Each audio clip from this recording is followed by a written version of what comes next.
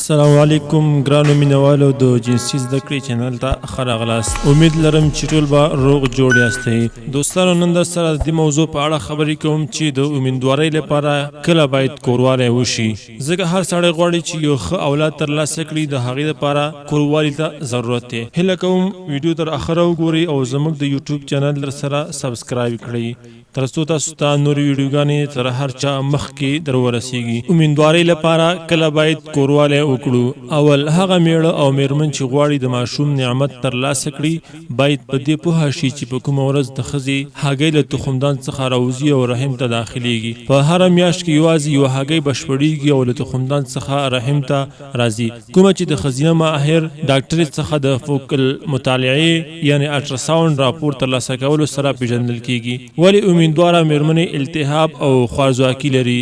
تازه څېړنه داسې وایي د یوې ښځې د میاشتنۍ دورې له پیل نه وروسته د 8مې ورځې څخه تر 19مې ورځې ترمنځ په کومه ورځ چې هګۍ له تخمدان څخه راوتلو سره رحم ته داخلېدی شي، نو د حمل د اخیستو لپاره د هغې میاشتې د دورې نه وروسته لومړی کوروالی په 9مه ورځ کول پکار دي، بیا دوهم کوروالی په 12مه ورځ وکړي، بیا دریم کوروالی په 15مه ورځ او څلورم اخري کوروالی په 18مه ورځ وکړي او بیا له دې وروسته له کوروالي څخه ډډه وکړي. هغه میړه او میرمنې چې غواړي اولاد ترلاسه کړي هغوی باید د 20مې ورځې وروسته له کوروالي څخه ډډه وکړي. که چیرې د کوروالي څخه ډډه ونه شي نو د حمل سقوط خطر پیدا کیږي.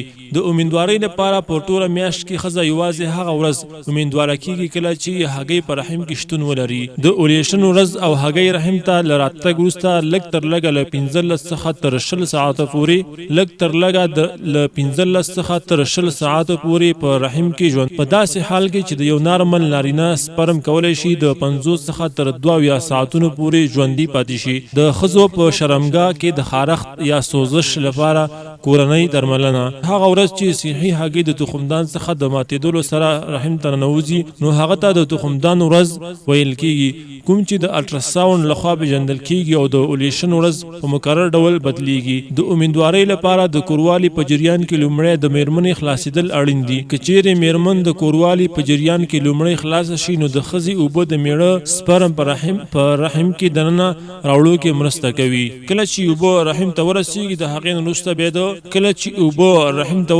نو هغې نه وروسته د بچي د پیدا کېدو سبب کیږي او هغه په ترتیب سره بیا هغه د ورځو په شمار باندې جوړیږي.